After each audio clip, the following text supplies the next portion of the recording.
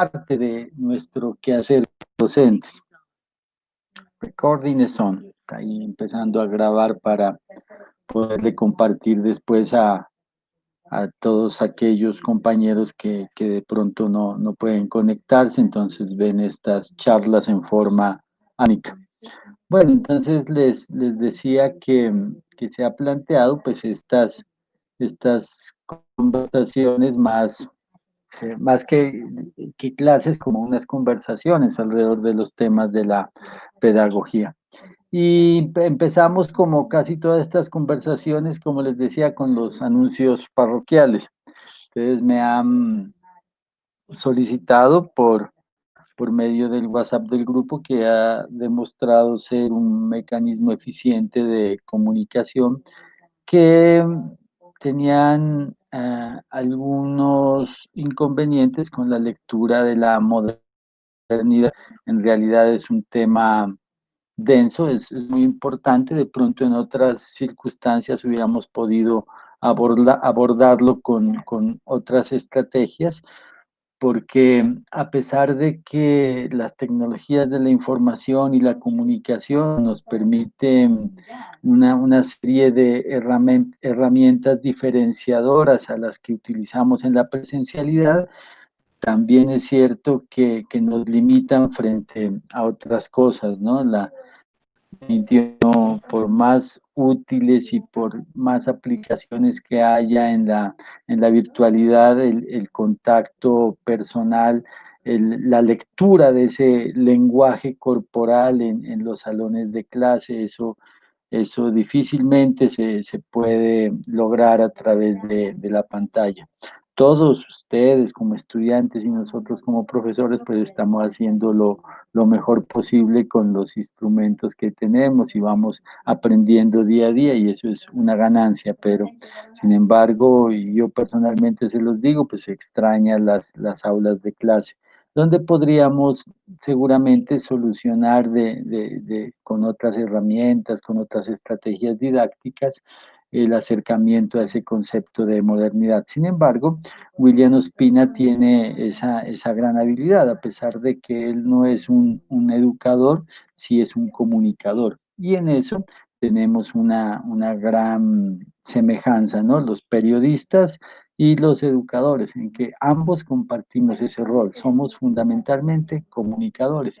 Y también tiene una gran habilidad William Ospina, y es hacer el ejercicio de lo que se conoce como la transposición didáctica, que es uno de los roles que nosotros como docente hacemos. La transposición didáctica consiste en llevar el conocimiento, a veces denso, a veces científico, a veces duro, hacerlo accesible a las personas. Entonces, la transposición didáctica es como ese puente que construimos los docentes, los comunicadores, entre el conocimiento denso y duro y las personas que son, por decirlo de alguna manera, iniciados en el tema o neófitos en el tema. Entonces, permanentemente nosotros como docentes tenemos que hacer ese ejercicio de transposición didáctica, ¿no? De llevar el conocimiento científico y hacerlo accesible a nuestros niños, a nuestros jóvenes o a otros adultos que por distintas razones no han tenido la oportunidad de acercarse a ese conocimiento. Y la capacidad que tengamos como profesores de ejercer esa transposición didáctica garantizará pues el éxito de nuestras labores.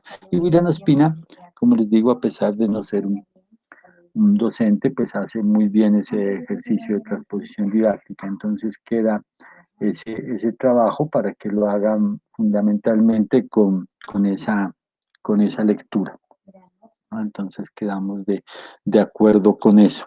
El otro mensaje es de que ya por fin, digo yo, porque se habían demorado un poco, la vicerrectoría sacó nuestro calendario académico, ¿no? Entonces ya sabemos que se terminan las actividades académicas de este semestre el 6 de agosto.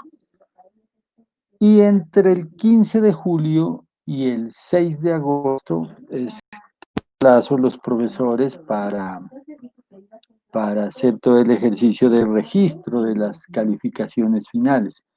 Entonces, si empezamos el registro el 15 de julio, es decir, que pues las clases como tal terminarían antes de ese 15 de julio para poder empezar nuestro registro de notas a partir del 15.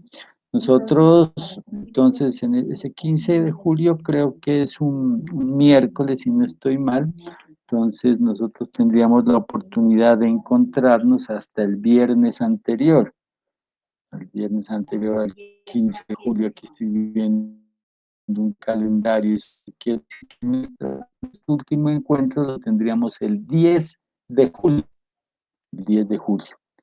Y en ese mismo orden de ideas significa que ese día 10 de julio haremos nuestra última prueba objetiva en relación a todos estos temas que hemos venido conversando de la educación, de la pedagogía, de la formación, la instrucción, la didáctica, el currículo, y un tema muy interesante, muy importante que nos falta por tratar, que son los modelos pedagógicos.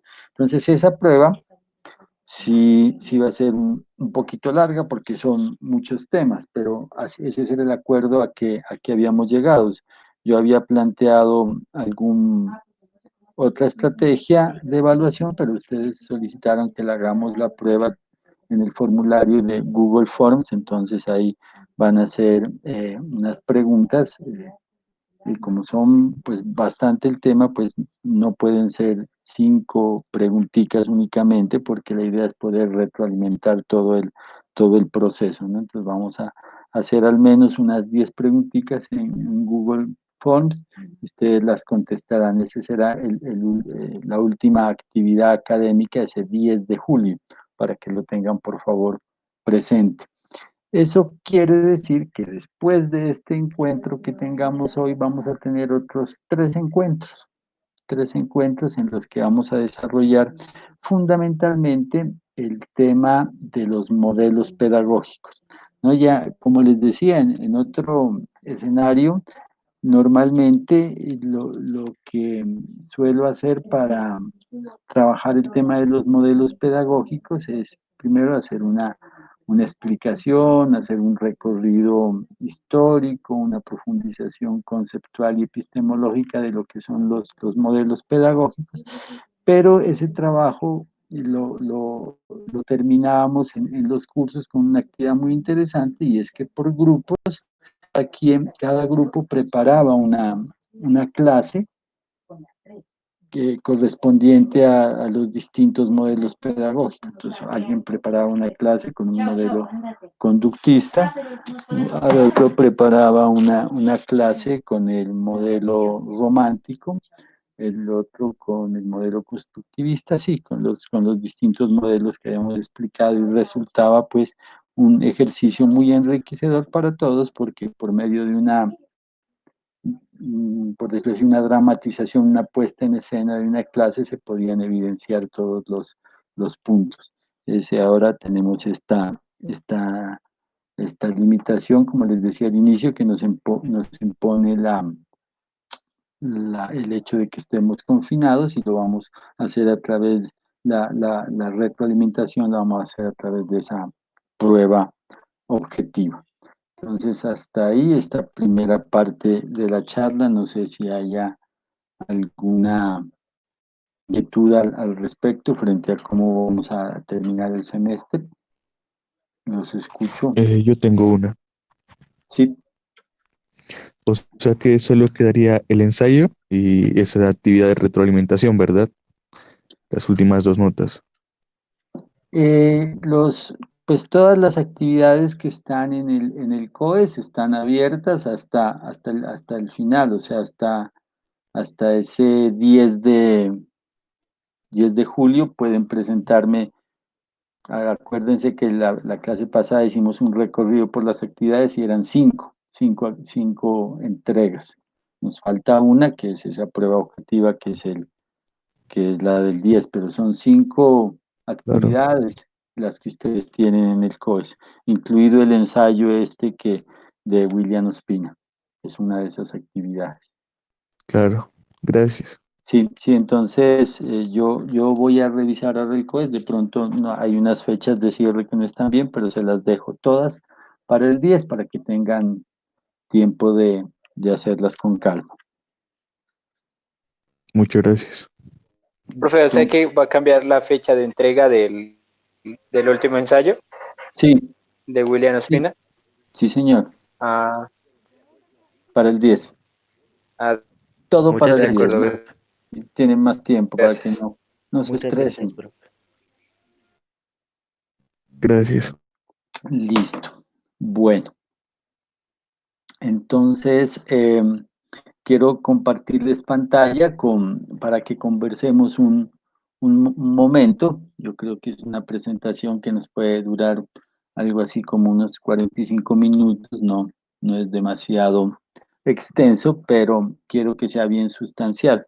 Aspiro que puedan haber visto el video que iniciamos o que lo vimos por partes la vez pasada, que es una conversación muy agradable con un maestro pues muy especial, nos permite hacer reflexiones muy interesantes, ¿no? Bueno, nosotros habíamos empezado a hablar en la vez pasada de la educación, de cómo la educación se relaciona con otras ciencias, de cómo se relaciona con la psicología, cómo se relaciona con la sociología, con la historia, con la política, con la economía, en fin, con varias ciencias que son unas ciencias en este sentido, pues auxiliares de la construcción de la pedagogía. Pero hay particularmente un grupo de ciencias a las que nosotros denominamos ciencias de la educación, ¿no? Que son la historia, la filosofía, la sociología, la lingüística, la economía, la teoría del currículo, la psicopedagogía, ¿no? La psicopedagogía como la mezcla de esas dos ciencias tan importantes, la psicología y la pedagogía. Y ustedes recordarán que es desde la psicología donde se han hecho esos aportes tan importantes y trascendentales para la por eso hablamos de Vygotsky, hablamos de Piaget, hablamos de Freinet, grandes psicólogos que le aportaron, pues, y le siguen aportando, ¿no? De Gardner últimamente con el tema de las inteligencias múltiples, que desde la psicología y lo que se llama la psicopedagogía, como una ciencia emergente, le han aportado a la educación. No sé si están viendo en pantalla la diapositiva que es de Sí, pedagogía, ¿sí? Ah, bueno. Entonces, bien, la Sí, coloco profe. aquí. Ok, modo presentación. Listo. Yo no quiero pasar sin recordar unas palabras que personalmente me impactaron mucho del video del profesor José Antonio Fernández Bravo en relación a que dice que no enseñamos lo que sabemos, sino enseñamos lo que somos. Uno no enseña lo que sabe, sino que enseña lo que es. Eso me parece supremamente importante, ¿no? Si nosotros como docentes no entendemos que antes que ser docentes, somos fundamentalmente seres humanos con una carga emocional, con un patrimonio cultural eh, que es punto de partida desde el cual nosotros podemos interactuar con nuestros estudiantes, entonces, si ese patrimonio cultural y esa carga cultural está vacía o es poca, entonces no podremos compartir ni enseñar, ¿no? Los saberes los construimos con nuestros estudiantes. Ese es como el mensaje de esa palabra o esas dos frases que no son en ninguna medida sencillas, sino profundamente complejas y que develan mucho pues el rol del maestro. Después hay una afirmación acerca de los fines de la educación, ¿no? Estos fines de la educación de pronto no los encontramos en la Ley General de Educación que revisamos el otro día, que pues dice cosas muy interesantes, pero esta afirmación del profesor José Antonio Fernández Bravo es mucho más trascendente y dice que la educación es hacer la vida más agradable a los demás. sencillo, profundo, contundente, potente, ¿no? Si nosotros podemos, a través de nuestro ejercicio, de nuestro rol como profesores, hacerle la vida más agradable a los demás, pues entonces estamos empezando a construir nuestro ejercicio profesional. Y la otra frase extractada de ese video que me impactó es esa que dice que una clase no empieza con los deseos del que enseña, una clase empieza con las necesidades del que aprende. Eso tiene también mucho poder esta frase porque desplaza el protagonismo de este ejercicio de enseñanza-aprendizaje, desplaza el protagonismo del docente hacia el estudiante, ¿no? Entonces, es uno de los principios de la escuela activa y de la escuela nueva, como veremos más adelante, ¿no? El rol importante en todo esto lo tienen fundamentalmente los estudiantes. Ustedes, por ejemplo, tienen en este momento un rol bien, pero bien particular. Ustedes son estudiantes, pero son maestros en formación. Entonces, en cierto sentido, tienen que pensar cómo ubicarse en ese doble rol, ¿no? Como estudiantes, pero también como maestros en formación. Entonces, ese análisis de parte de ustedes es mucho más particular y mucho más complejo también, y mucho más interesante, obviamente. Entonces, y hay muchas frases célebres, ¿no? En la intervención del profesor José Antonio Fernández, pero bueno, he querido destacar estas tres como para hacer un recuento y no pasar de largo con ese ejercicio tan chévere, me pareció a mí tan personalmente de esa participación. Bueno, este video y este ejercicio de compartirlo es una de las riquezas que nos permite la actividad virtual, ¿no? El poder comunicar fácilmente estos contenidos audiovisuales, así como tiene sus ventajas y sus desventajas, como les decía yo anteriormente, en relación a la construcción de la actividad de modelos pedagógicos, también tiene pues algunas ventajas como esta, entrar más directamente y en tiempo real con algunos medios audiovisuales. Una reflexión acerca de nuestro rol como profesores, he querido traer a colación esta reflexión. ¿Quién no puede ser maestro? Generalmente se dice cuál es el rol del maestro, o qué es lo que el maestro debe hacer, ¿no? Es una reflexión constante, pero yo he querido revisarla en el sentido contrario. ¿Quién no puede ser maestro? Entonces, les digo que no puede ser maestro quien crea en la superioridad de unos sobre otros por razón de raza, de sexo, de condición social.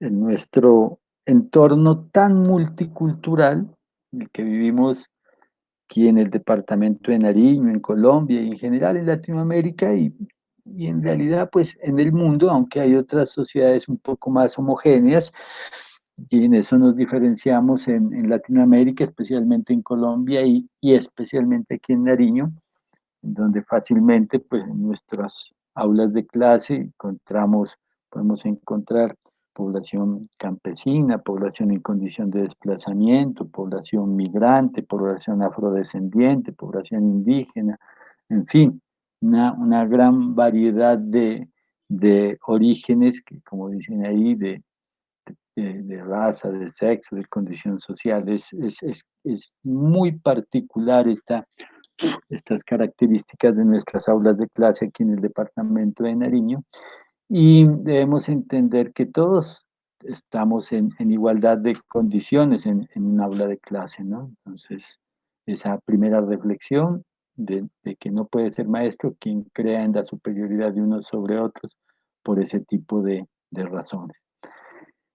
¿Quién no puede ser maestro también? Quien no se sienta responsable de los niños que llegan a la escuela, pero más de los que no llegan.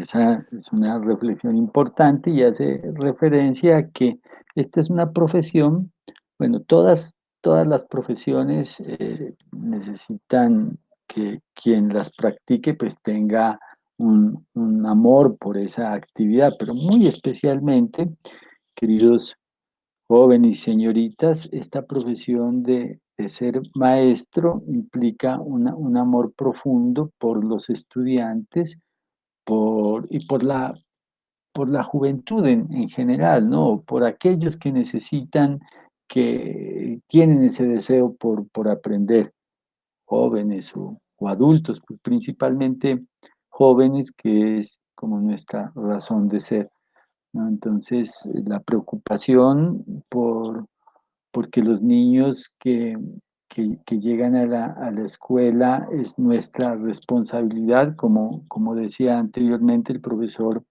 Fernández, ese que nos enseña lo que se sabe, sino lo que es. Entonces, esa construcción del ser es una responsabilidad que siente pues ese maestro que tiene esa verdadera vocación.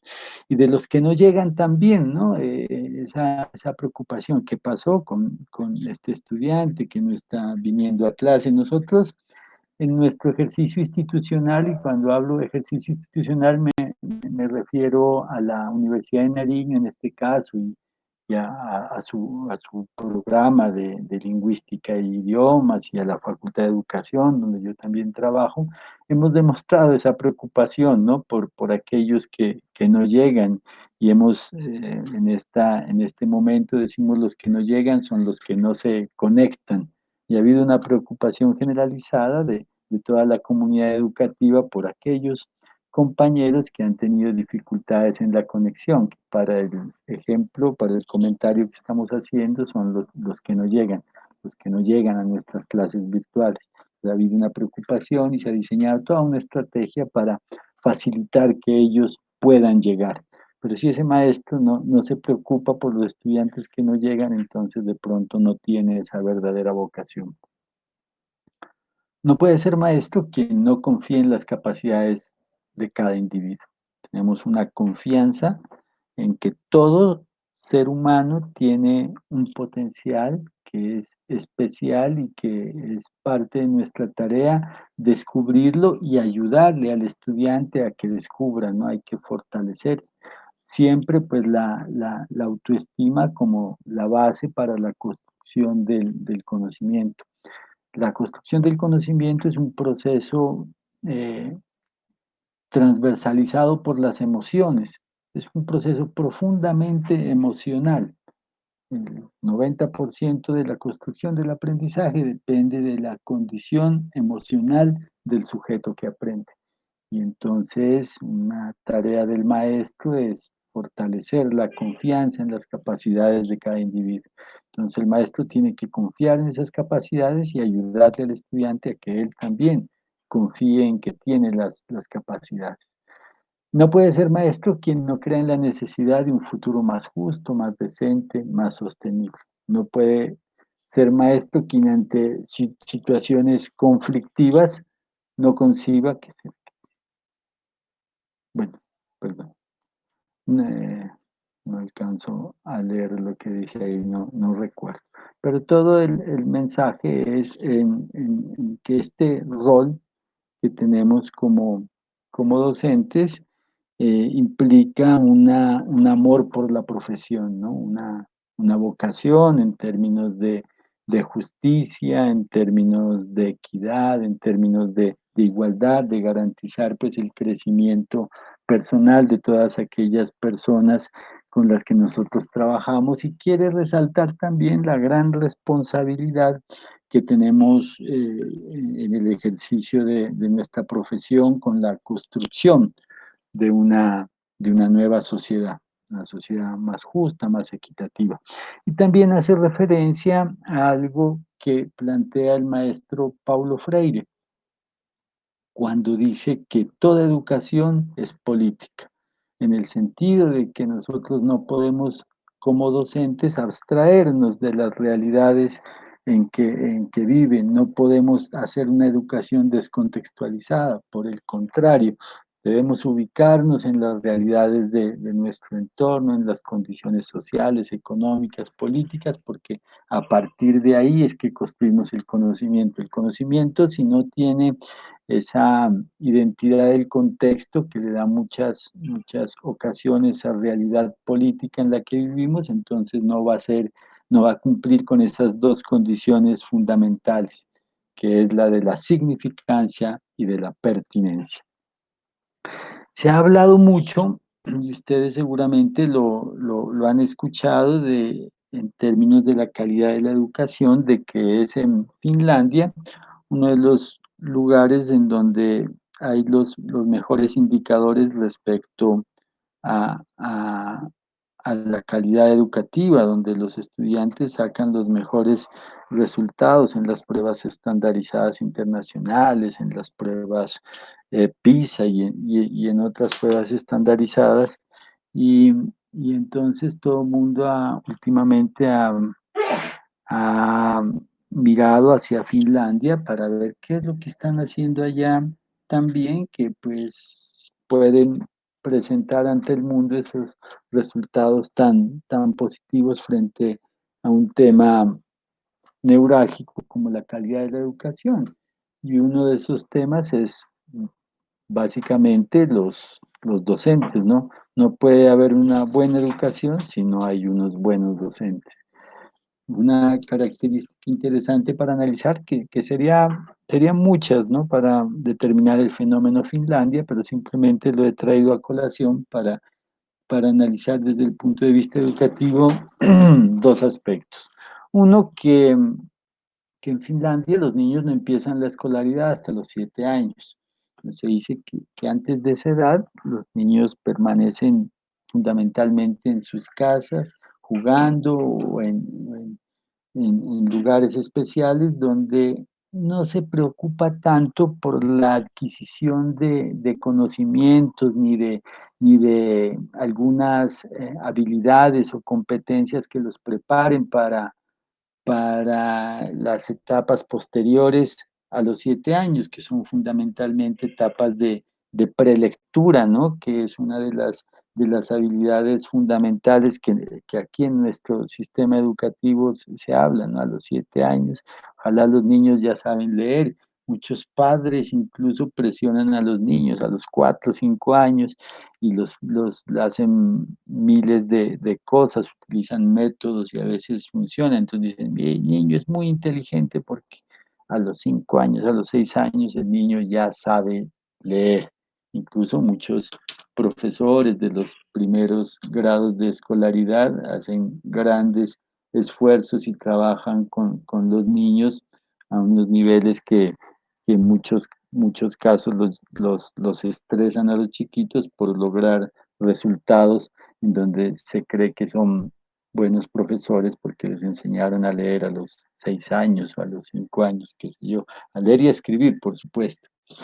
Pero la experiencia de Finlandia dice no, hay estudios que lo reflejan y no son nuevos, están todo el estudio de Piaget, de los 4 estados de desarrollo del pensamiento, y pues, lo de Piaget ya prácticamente pertenece al siglo pasado, pero sigue estando vigente, y en épocas más recientes los estudios de los hermanos Subiría Samper, Julián y Miguel Subiría Samper en torno a la pedagogía conceptual y los estados de desarrollo del cerebro humano, de la forma como aprenden los niños, los adolescentes, los jóvenes y los adultos, determina pues que hay un momento en el desarrollo tanto físico como mental en el que pues hay el cerebro está preparado para el desarrollo de unas habilidades y no es conveniente pues presionarlo, ¿no? Entonces, nuestros niños, Finlandia, que jueguen, que estén tranquilos, que establezcan relaciones sociales, que puedan interactuar, que puedan socializar, que aprendan valores como el respeto, como la colaboración, que aprendan a ser felices. Después de los 7 años empezamos ya el trabajo, pero también con unas estrategias que les han permitido a ellos que los mejores profesores, los más capacitados, con el más alto grado de formación, son los que trabajan con los niños más pequeños, ¿no? Acá en nuestro sistema educativo es un poco al revés, ¿no? Los colegas que tienen los más altos niveles académicos, los doctorados, los postdoctorados, generalmente se encuentran pues, en la educación superior y a veces se ha dejado a estos niveles del preescolar o los primeros años de la básica primaria a los maestros aprendices, de pronto recién egresados, sin mucha experiencia. Allá pues esa pirámide está a la inversa y para ser maestro allá se dedican 3 años a la pedagogía.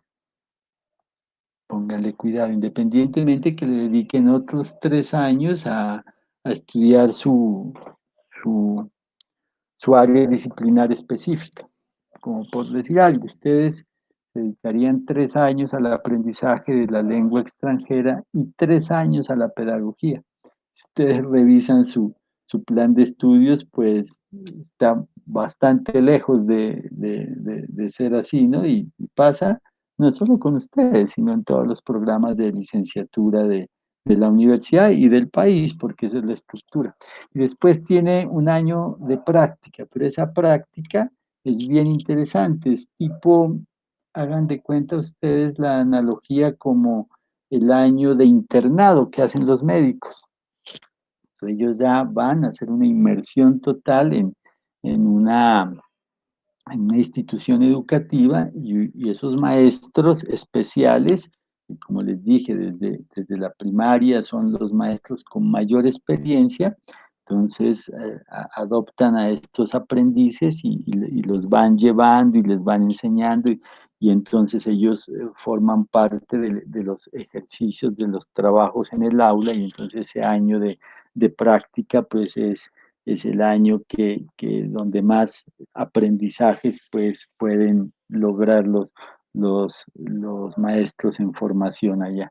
Entonces, después de 7 años ya puede entrar a formar parte del sistema educativo. Y una cosa bien interesante en Finlandia es que los aspirantes a ser maestros en las facultades de educación son muchísimos. Y allá de cada 10 estudiantes que se presentan a las facultades de educación, solo aceptan a uno. Esa es la proporción o la demanda que hay por ser profesores, entre otras cosas porque es la profesión más reconocida en Finlandia. O sea, ser profesor es el orgullo más grande o tiene el mayor reconocimiento social.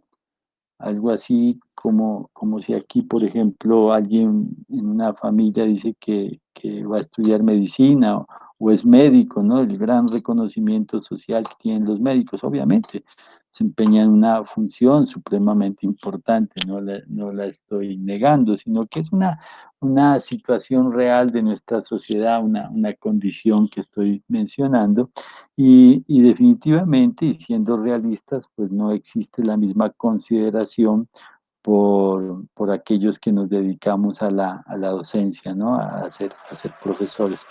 ¿No? El respeto y la dignidad que tiene en la sociedad colombiana el hecho de ser profesor no es el mismo que el que hay por otras profesiones. Entonces, uno de los éxitos de Finlandia ha sido precisamente esa dignidad que tiene el profesor y el profesionalismo con que se maneja ese rol allá. Creo que esto es bien importante. Estas primeras diapositivas he tratado de resaltar pues cómo es ese rol del maestro. Pero nosotros habíamos iniciado una reflexión en la pedagogía, en el ejercicio de nuestra profesión, diciendo que la pedagogía era una ciencia, pero que también era un arte.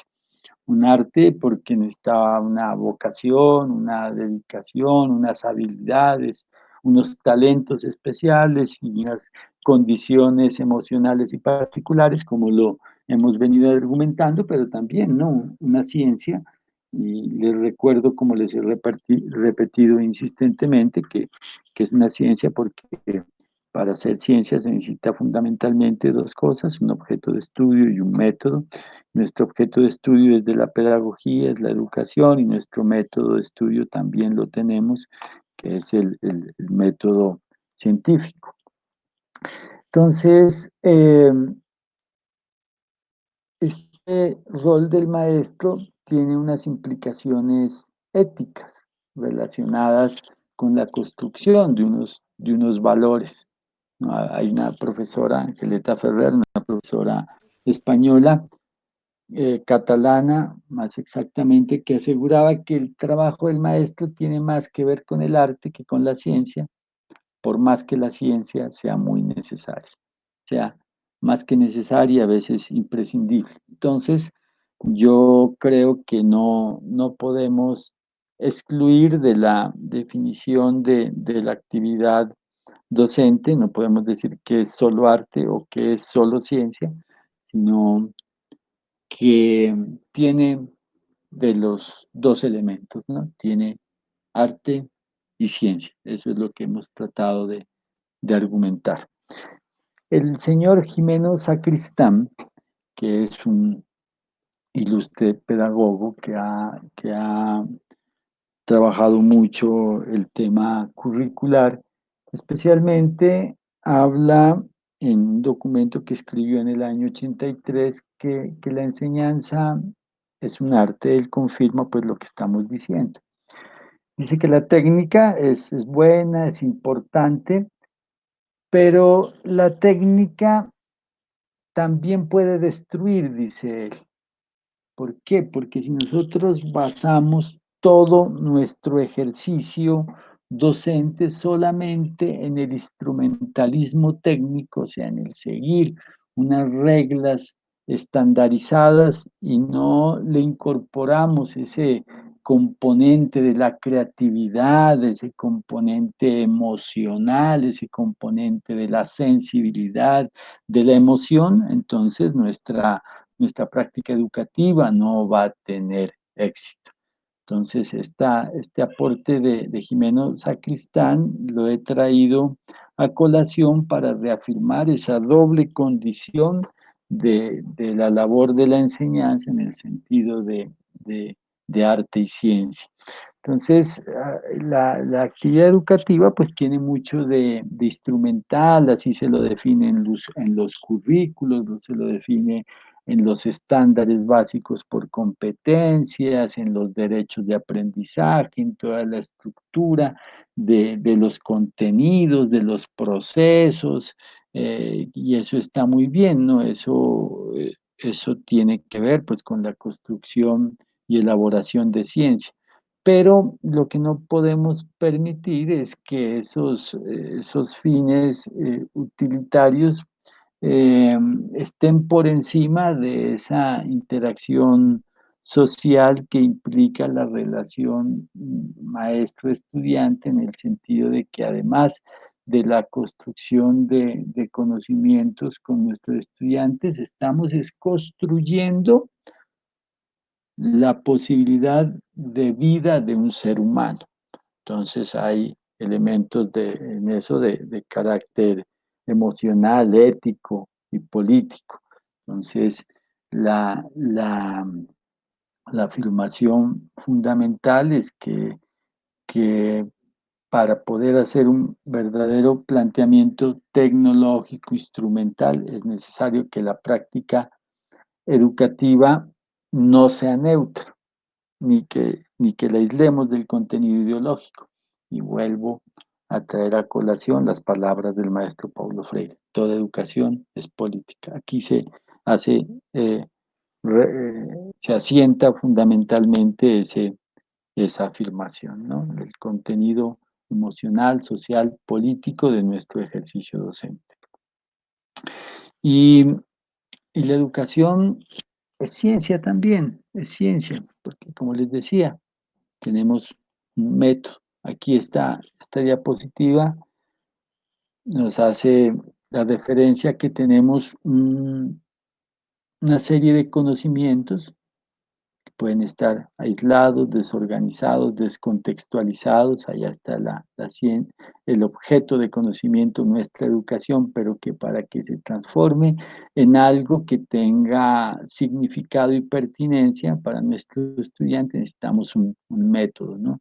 Y ese método son toda la estructura que nos provee principalmente una ciencia que es definitiva en nuestro proceso de construcción de enseñanza-aprendizaje, que es la didáctica.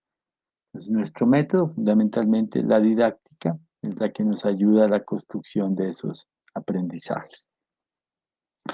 Y hay un señor que se llama Jules Perry que hacía una afirmación muy interesante, yo le he adaptado un poco y dice, nos hacemos maestros porque amamos la juventud, pero nos hacemos profesores de lengua extranjera porque amamos la lengua extranjera. Bueno, la frase aplica para matemáticas, filosofía, ciencias naturales, para lo que quieran, ¿no? Podríamos decir, nos hacemos maestros porque amamos la juventud, pero nos hacemos profesores de matemáticas porque amamos la matemática. Entonces hay una doble condición, ¿no? En el hecho de ser, diferencia un poco la palabra maestro y la palabra profesores, dándole esa connotación semántica al maestro, aquel que tiene esa dimensión más profunda, ¿no? De la sabiduría y de pronto diferenciándola del profesor, que de pronto lo que tiene es el conocimiento. Ya nosotros alguna vez hablamos de todo ese proceso cuando la información se puede transformar en conocimiento y el conocimiento eventualmente se puede transformar en saber. Toda esa ruta, ¿no? De los maestros más asociados a la sabiduría y de los profesores de pronto al conocimiento. Unas, unas frases que nos ayudan a reflexionar mucho. Y en relación también y fortaleciendo el concepto de la pedagogía como ciencia, traigo aquí al señor René Descartes, ¿no? El señor René Descartes, por allá desde el siglo XVIII nos venían diciendo cosas muy interesantes. Dice, para que el espíritu adquiera sagacidad, debe ejercitarse en investigar las mismas cosas que ya han sido descubiertas por otros y en recorrer con método aún los más insignificantes artificios de los hombres, pero sobre todo aquellos que explican el orden o lo suponen. Estamos de que el proceso educativo tenga también todo el rigor científico. Todos estos argumentos para tratar de darle ese doble sentido a nuestra profesión, ¿no? Como arte y como ciencia.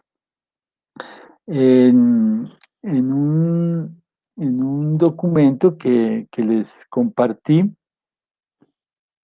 eh, se llama El bello riesgo de educar, está entre los libros que les envié al correo el otro día. Hay una bella reflexión acerca de cómo son hoy en día nuestros estudiantes, ¿no? Y cómo quisiéramos que sean en las aulas de clase de la educación básica, primaria, secundaria, inclusive pues hasta en la educación superior.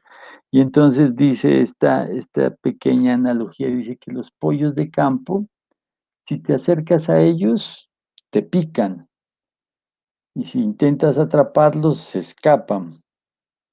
Pero a menudo nos encontramos con niños y niñas demasiado dóciles, como gallinas de jaula, que están preparados para seguir instrucciones.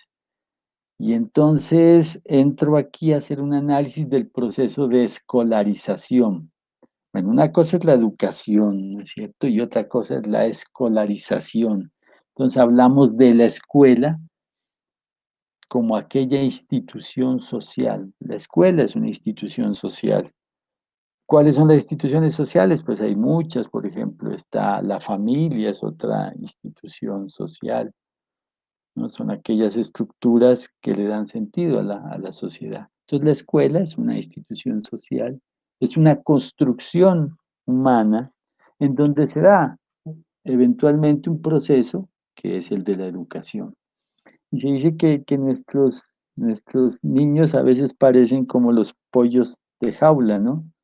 Como gallinas de jaula, esas que son gallinas de engorde nomás, que ellos entre menos se muevan, ojalá mejor que simplemente coman y tomen agua, porque si se mueven mucho, allá no les dan chance en los galpones de los pollos a que se muevan mucho, porque si se mueven, tienen mucho espacio, entonces consumen energía y el consumir energía es consumir, pues, o sea, hacer que ese alimento que están consumiendo no se convierta en carne, sino que se desperdicie en energía. Entonces, entre más quieticos, entre más coman y tomen agua, pues más gorditos se ponen y cuando los vayan a matar, pues van a tener, y los pesen, pues se va a ganar más dinero, ¿no?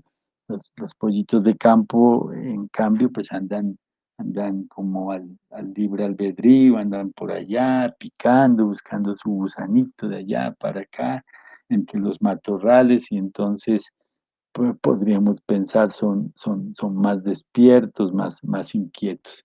Entonces, que no convirtamos a nuestros estudiantes en gallinas de jaula, sino que los animemos a hacer esos pollitos de campo que vayan por ahí, que nos piquen, que se escapen, que no sean simplemente aquellos que reciben instrucciones.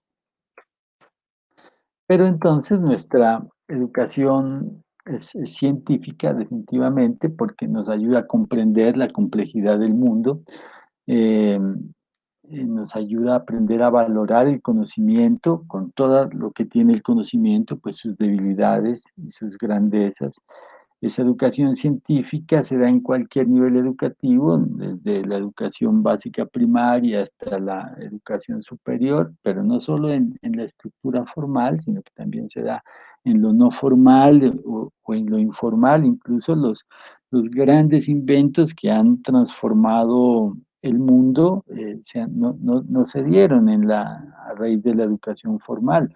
Uno de los eventos y de los eventos y de los inventos más importantes en la historia de la humanidad, como la máquina de vapor, por ejemplo, no lo inventaron en ninguna universidad, lo inventaron fue básicamente los artesanos, ¿no? Los que trabajaban allá en las fábricas con el vapor, ellos fueron los que se inventaron pues la máquina como una necesidad para hacer más eficiente su trabajo. Entonces, no todos los inventos pues surgen o los avances científicos surgen necesariamente de la academia. Y la educación científica se da pues en cualquier contexto, en los contextos sociales, académicos, en los culturales. Mm, Hay que entender que lo que nosotros enseñamos y aprendemos hoy en día más que nunca nos hemos dado cuenta de que tienen una dinámica muy grande y las certezas que nosotros teníamos hace unos años hoy son incertidumbres o son falsedades, es una de las características del conocimiento, a eso nos aportó el falsacionismo, ustedes recordarán al señor Popper que nos hablaba del falsacionismo de la ciencia, lo que hoy es verdad posiblemente mañana ya no lo sea y forma parte del avance pues, del conocimiento. Es una de las características. Pero esta ciencia debe verse en el contexto real, ¿no? Cuando nosotros tratamos de entender la naturaleza, lo que hacemos desde la ciencia es construir modelos que nos ayuden a interpretar la realidad de la ciencia, pero podemos a veces caer en un problema muy grande que es poner los modelos como si los modelos fueran la realidad. Los modelos simplemente son representaciones mentales que hacemos nosotros para entender la realidad. Eso a veces nos lleva a construir un reduccionismo, es decir, a simplificar la realidad para poder entenderla. Un ejemplo clásico de esto es por allá en el año 1934 había unos entomólogos franceses, Antoine Magnan y André Sainté. Entomólogos, ustedes recuerdan, son aquellos científicos dedicados al estudio de los insectos.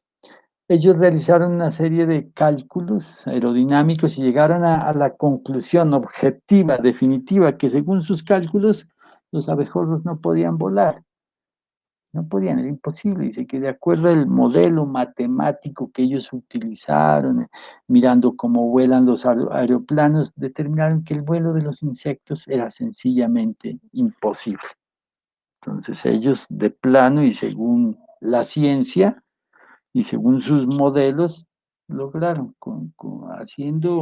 recurriendo a las matemáticas más avanzadas disponibles de la época y a los instrumentos y al método científico y a todo lo que, a la sabiduría acumulada por la especie humana, se llegó a que los insectos no podían volar. Entonces esas son las aberraciones a las que a veces nos lleva la ciencia. La ciencia pues nos ha dado muchísimas cosas buenas, nos ha dado la tecnología, nos ha dado muchas cosas, pero debemos entender que la ciencia es básicamente la forma como nosotros nos acercamos al conocimiento y el conocimiento es el que nos da la naturaleza a través de las interacciones, de lo que es el entorno natural y de lo que es el entorno social, ¿no? Esos dos elementos y son como nosotros, a la luz de nuestra inteligencia, podemos entender esa realidad. Entonces, ese es el reflejo también hacia la educación, tener que entender nosotros este ejercicio docente desde la perspectiva de ciencia con la mente abierta, ¿no? No poner nuestra sabiduría por encima de la realidad misma. Eso es algo que he aprendido y que ustedes seguramente lo irán aprendiendo también con el tiempo, que no hay una sabiduría más grande o un conocimiento más grande que el que nos aporta la real experiencia con los contextos y de la aceptación de esa realidad de los contextos, ¿no? Tanto contextos naturales como contextos sociales.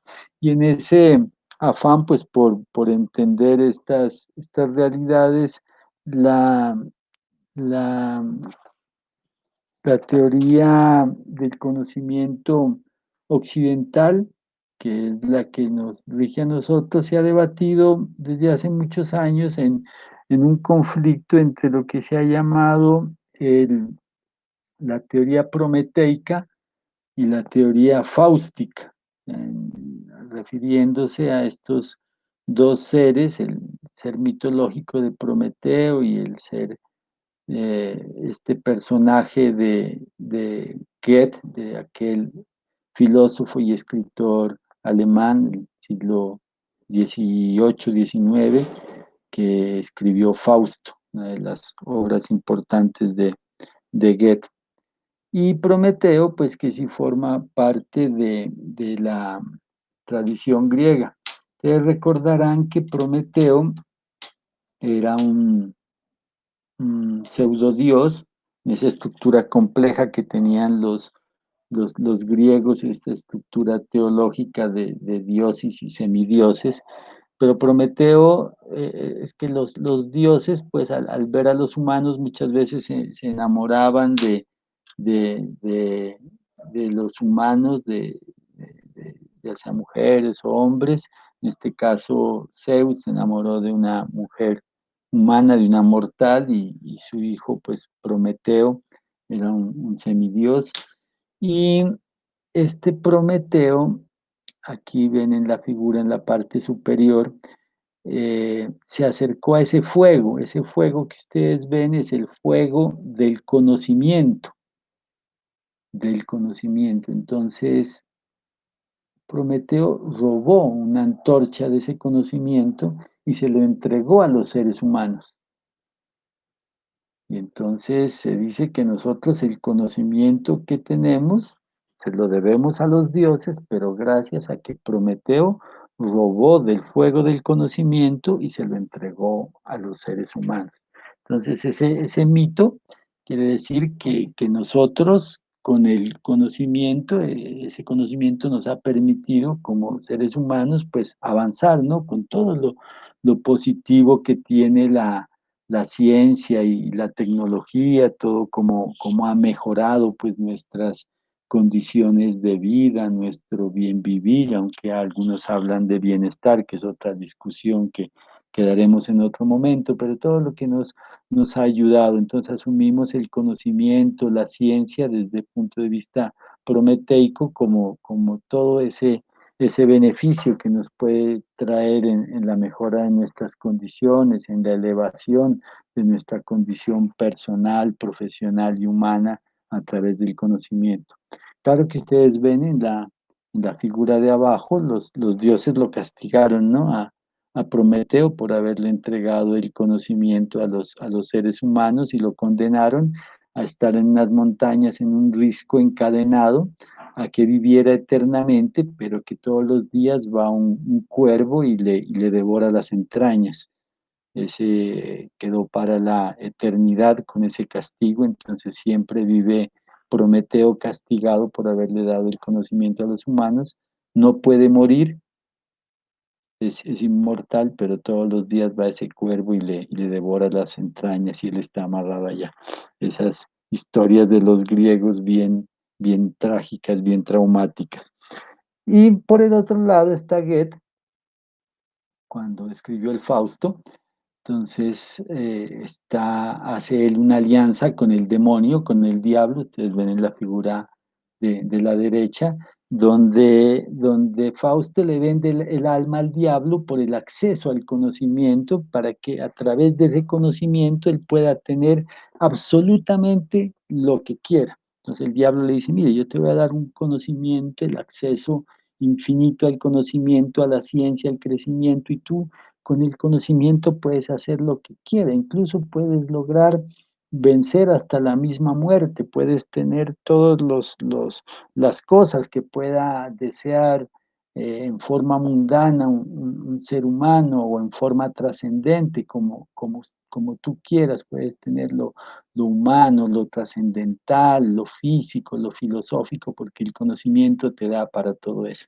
Entonces Fausto cae en la tentación del demonio, el demonio efectivamente le entrega ese conocimiento a Fausto, pero ese conocimiento termina por destruir al mismo Fausto, ¿no? Entonces están como esas dos visiones de cómo la ciencia y el conocimiento, de cómo la ambición humana, cómo la superación de unos límites que están mediados por la ética, por los valores, pueden hacer que ese mismo conocimiento tenga esas distintas facetas, ¿no? Estas distintas perspectivas. La reflexión es que un conocimiento, un desarrollo científico, tecnológico, que no esté mediado por la construcción ética, que no esté mediado por la responsabilidad tanto del que enseña como del que aprende, que no esté mediado por esa condición política del conocimiento, porque no esté mediado por la necesidad de mantener criterios de equidad, de justicia, de igualdad, pues un conocimiento que nos puede llevar a a nuestra destrucción. Entonces, todos estos argumentos que he traído a colación, pues incluido estas recurrencias a la historia de Prometeo y a la historia de Fausto para sustentar esta posición. Entonces, la educación, este ejercicio que se da tanto dentro como por fuera del aula, es otro argumento que he querido que quede en claro, Otro argumento es que la sociedad necesita de la educación, ¿no? Es una necesidad social que se ha construido también una institución social que es la escuela es una institución social, que la sociedad necesita a la educación porque necesita que se pueda transmitir todo el acervo cultural, los valores, las cosmovisiones, porque es la forma en que nosotros como especie podemos sobrevivir si el conocimiento no se transmite, si nosotros nos imagináramos, por ejemplo, como para una, ¿no? Una novela de ciencia ficción de Isaac Asimov o de Clark, dijéramos nosotros, en esta generación.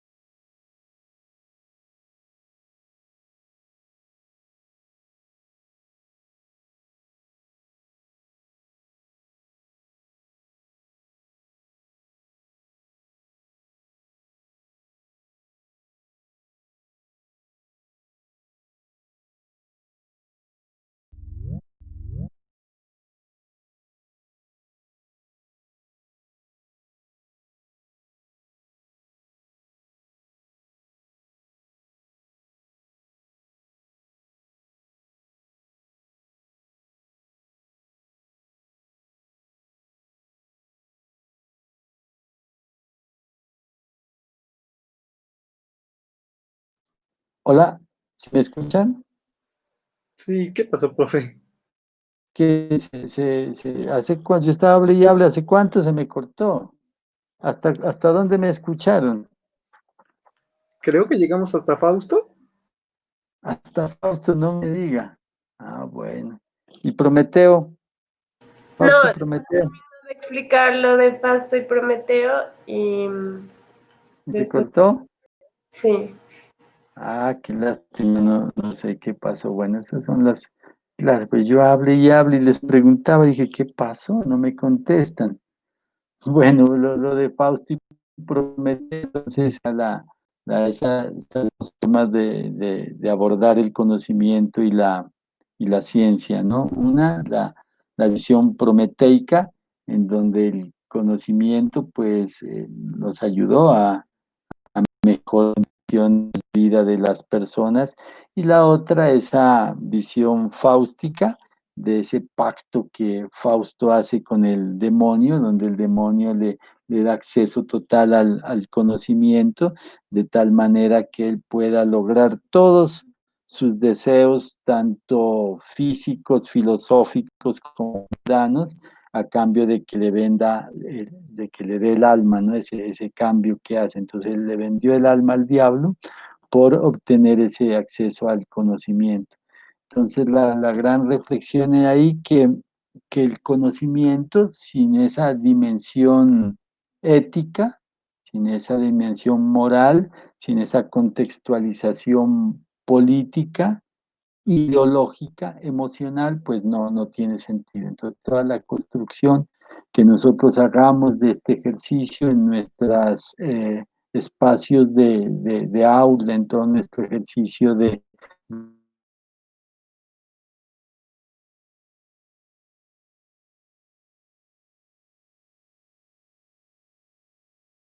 que todo debe estar mediado por eh, esa construcción ética y moral. Un poco para terminar, entonces quiero compartirles aquí, vuelvo a la pantalla, a compartirles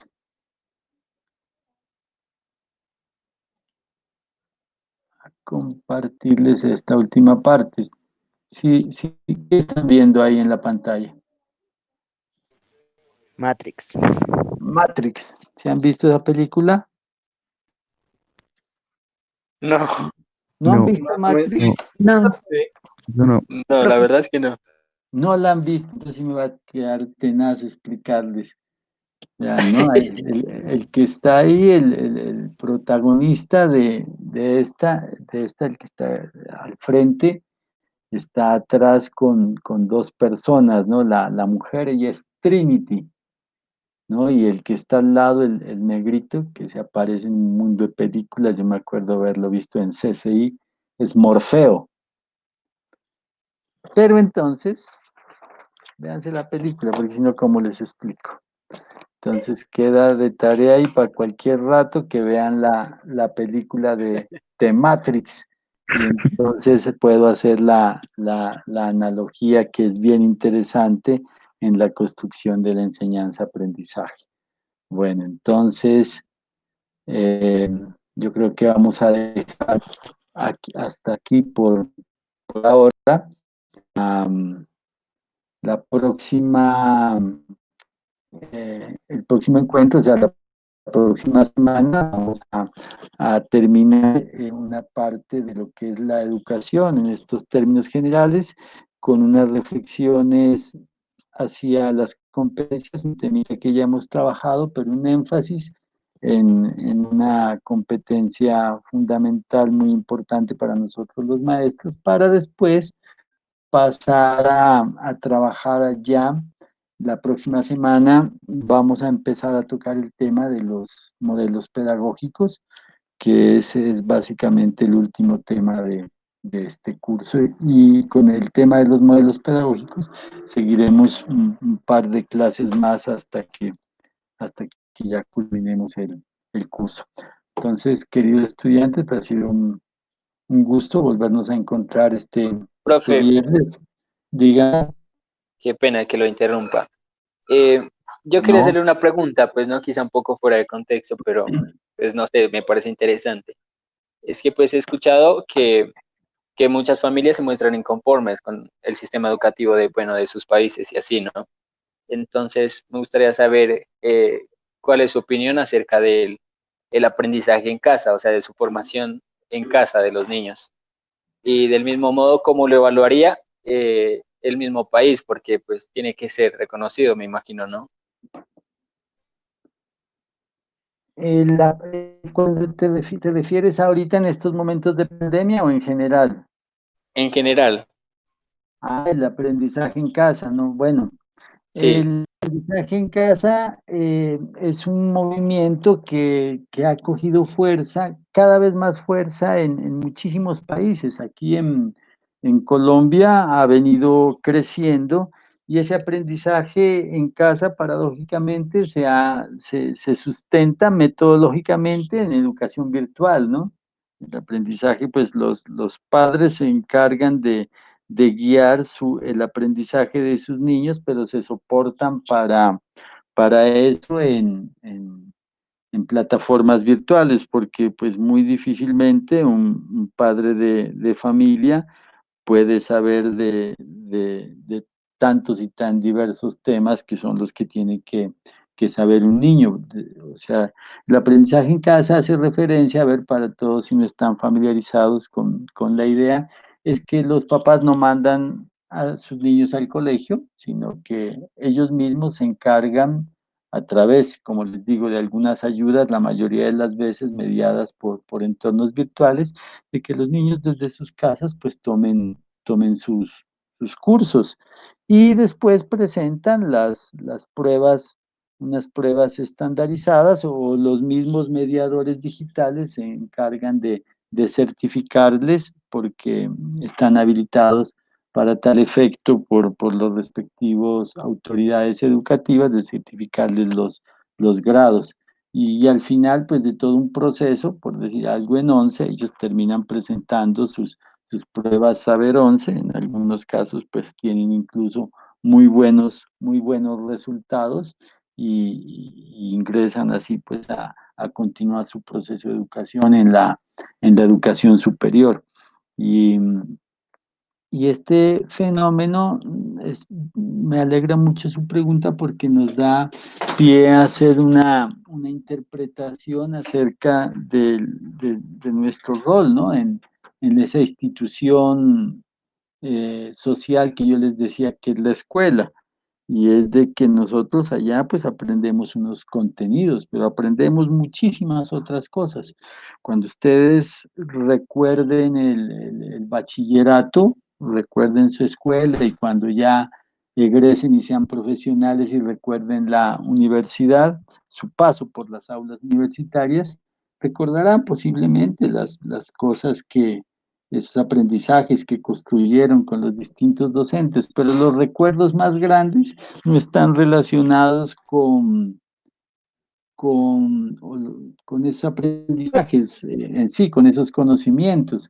Los recuerdos más relevantes, los que más nos marcan, son las amistades, los momentos bonitos que compartimos, de pronto las fiestas, de pronto los romances, de pronto el hecho de estar en cafetería, de pronto el hecho de practicar algún deporte, de hacer alguna actividad extracurricular. Entonces, esa actividad de socialización, de construcción de ser, hay algunos compañeros que se sensibilizan más con las circunstancias sociales, que dedican mucho de sus energías, conocimientos, esfuerzos a lo social, a la relación de los nacidos. Entonces, político, ¿no? Entonces, todas esas cosas que no necesariamente forman parte de los currículos, sino que forma del currículo oficial, porque sí forma parte del currículo oculto, es lo que nos da esa diferenciación entre entrar, socializar y compartir en las aulas de clase, ya sea de cualquier nivel de educación, y del simplemente pues hacerla, como dice el compañero, la, la educación en casa, ¿no? Que es una opción y una decisión, ¿no? De los padres de familia, especialmente esa decisión la toman muchos padres de familia que consideran que la educación que le pueden brindar a sus hijos en esos aspectos, no netamente instrumentales y académicos, sino en los otros, en los aspectos ideológicos, políticos, incluso religiosos, no va de acuerdo con sus principios. Entonces, por decir algo, unos padres de familia que profesen una religión distinta a la oficial, al catolicismo, por ejemplo, y no esté de acuerdo en que sus hijos aprendan eso, pues no va a poner a su hijo en una escuela religiosa. Entonces, él de pronto prefiere, si en ese lugar donde está solo hay escuelas religiosas, dice, no, yo opto por darle la formación en casa y yo le enseño los valores que yo creo que son importantes. Es una tendencia que hay, como les digo, en todo el mundo y que ha cogido fuerza incluso acá en el departamento de Nariño. Yo conozco personalmente varios casos. No sé si y fui claro en ese comentario. Sí, profe, gracias. Ok. No sé si hay algún otro comentario o alguna pregunta.